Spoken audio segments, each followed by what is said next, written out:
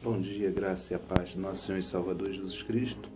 Eu quero compartilhar aqui com os irmãos a segunda parte do estudo que fala sobre a contribuição neotestamentária. E é de suma importância, né? Até porque o apóstolo Paulo ele diz: crescei na graça e no conhecimento do nosso Senhor Jesus Cristo. Crescer na graça, na espiritualidade, na santidade, na santificação, na separação e no conhecimento, né, escriturístico, bíblico, porque Oséias 4,6 diz: o meu povo ele está perecendo, ele está sendo destruído por falta de conhecimento. Há um equívoco muito grande, as pessoas dizem que o diabo tem destruído a igreja. De fato, o diabo ele tem destruído a igreja, mas é semeando as doutrinas dele de demônio que está aí, em cima desses púlpitos, dentro desses templos, dessas igrejas, essas instituições religiosas. A igreja, instituição, pedra, né? Então tem destruído com as suas heresias, semeado as suas heresias, e essa falta de conhecimento que é a causa do destruimento do povo de Deus. O povo está perecendo, está sendo destruído.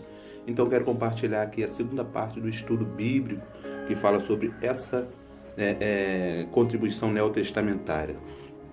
Eu vou começar aqui com onde eu parei, né, na primeira parte, que foi sobre o fim, a extinção do sacerdócio levítico. Foi extinto o sacerdócio levítico, que era da lei, para que um outro sacerdócio fosse levantado. Hebreus capítulo 7, versículo 11 e 12. Somos livres em tudo, inclusive na forma de contribuir. Não há limite de contribuição. É segundo o que você propõe no seu coração, seja 0% ou 100%. A obrigação do dízimo não mais existe. É um preceito da lei judaica. Se você conferir em 2 Coríntios 9, 7, está lá. Como contribuir em lei ou em graça? Como contribuir? Em lei ou em graça? Para você entender melhor, usarei aqui o seguinte exemplo: o adultério. Na lei não adultera. O meio utilizado foi o apedrejamento. Para não adulterar, o meio utilizado foi o apedrejamento. Levítico capítulo 20, verso 10. Na graça, para não adulterar, o meio utilizado foi o amor a Cristo. 2 Coríntios capítulo 5, verso 14. Na lei, para contribuir, o meio utilizado foi o medo do devorador, Malaquias 3, 10, 11. Na graça, para contribuir, o meio utilizado é o amor a Cristo, 2 Coríntios 9, 7. No adultério e na contribuição mudou o meio, mas o objetivo foi o mesmo: não adulterará e sempre contribuir. É isto que Deus quer revelar à sua igreja. Você vive debaixo da graça e não debaixo da lei.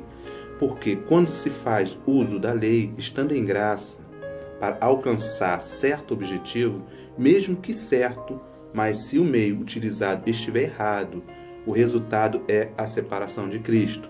É o cair da graça. Sendo assim, a pessoa é obrigada a cumprir toda a lei, como nos afirma o Espírito Santo através do apóstolo Paulo, em Gálatas capítulo 5, verso 3 e 4. E por este motivo, que se torna um erro gravíssimo o uso de Malaquias 3,10, em plena graça em que vivemos. Neste sentido, Malaquias 3,10 tornou-se no meio evangélico, o pezinho de coelho, a ferradura da sorte para muita gente, principalmente para o sistema religioso atual, que não consegue viver por fé. Por quê? Porque a fé não é de todos, segundo a Tessalonicenses. É só os eleitos de Deus. Infelizmente, muitos se comportam como aqueles que queriam atirar a primeira pedra na mulher adúltera. Provavelmente, se Jesus estivesse aqui, diria: mestre, este irmão ou irmã foi apanhado em flagrante roubo. Não tem dado o dízimo. Vive roubando a Deus. Malaquias 3,10 diz que os tais sejam entregues ao devorador. E que Deus não deve abrir as janelas dos céus para abençoá-las. Tu, pois, o que dizem? Creio que Jesus daria essa resposta. O que você tem a ver com isso? Assim como ninguém vive perguntando se você é adúltero, também não deve viver perguntando se você é dizimista.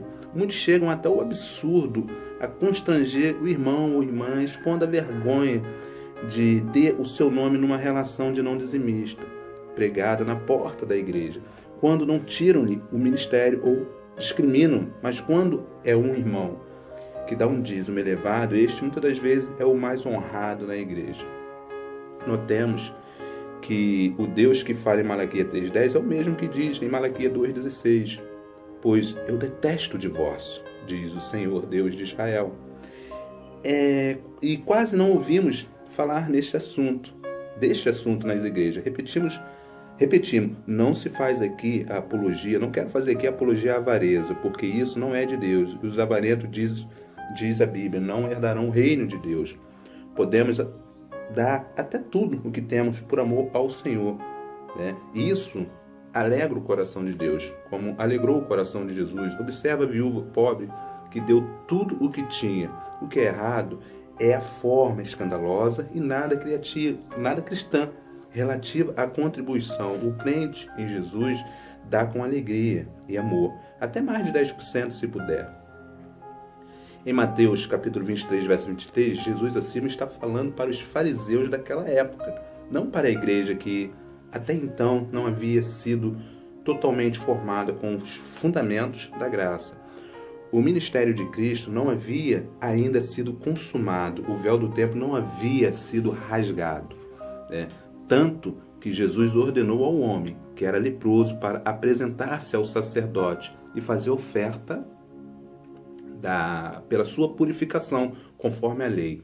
Está lá em Lucas, capítulo 5, verso 14. Os conservadores do dízimo ainda dizem: o dízimo é uma tradição que devemos manter para não transgredir. O mesmo argumento utilizaram para Jesus em relação ao sábado, Marcos capítulo 2, verso 24. E o lavar as mãos antes de comer, Mateus 15, verso 2.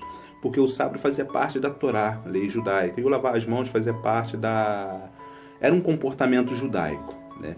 Veja o que o dinheiro faz, a ponto de esquecerem que tanto o dízimo como o sábado e o lavar as mãos eram tradições judaicas e não gentílicas. O dízimo passou a única tradição judaica que o sistema religioso atual vem mantendo até hoje, né? Vem mantendo até hoje no seio da igreja gentílica. Não é um absurdo isso? Lógico que sim, né? Fazem uma lavagem cerebral religiosa porque o dízimo é a galinha dos ovos de ouro para muitos e a única tradição que traz estabilidade financeira, não para Deus, porque Ele não dá. Ele de nada necessita, pois é dono de todas as coisas, nem tampouco é servido por mãos humanas. Atos capítulo 17, verso 25. Infelizmente, muitas igrejas têm se tornado bem parecidas com a antiga igreja romana, que usava as indulgências como fonte de lucro, induzindo os fiéis a contribuírem por medo da maldição, a comprar a sua salvação do inferno e do purgatório. Se um crente amaldiçoado pela falta do dízimo é ladrão, como pode estar liberto? Isso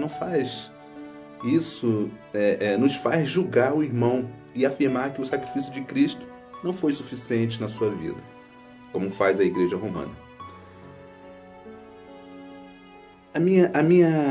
O meu conselho a vocês, a todos os amados irmãos que vai ouvir esse áudio,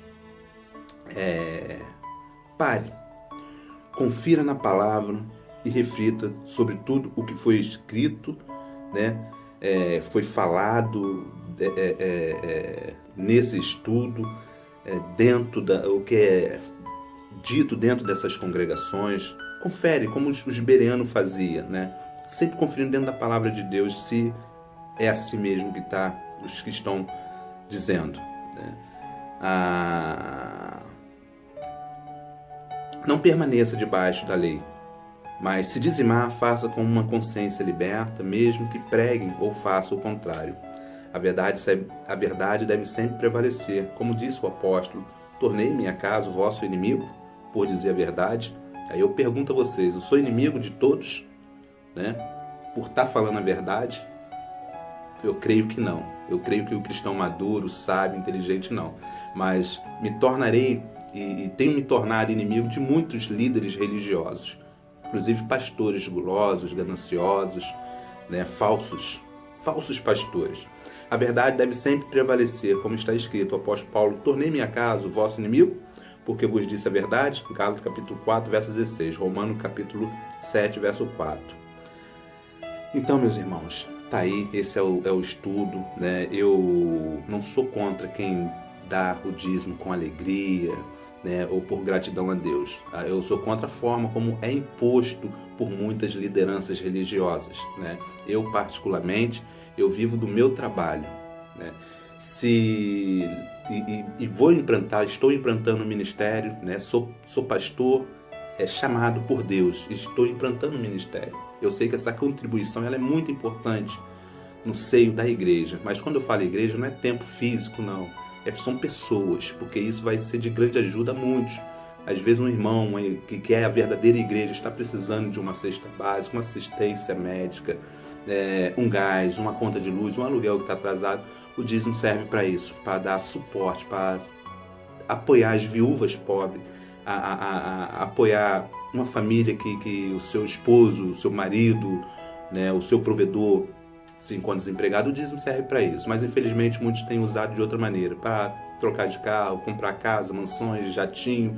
E Deus, Ele não enviou o seu Filho para que umas meia dúzia dessas pessoas sejam privilegiadas, né? Eu digo meia dúzia entre aspas, porque são muito mais de milhares de lideranças aí que têm sido privilegiadas, né, comendo o melhor dessa terra nas custas do pobre trabalhador, da igreja de Cristo, a igreja sofredora. Então, meu irmão, esse é o estudo. Que Deus abençoe a todos. Tenham um começo de semana maravilhoso na Santa Paz. Que Deus abençoe a todos em nome de Jesus.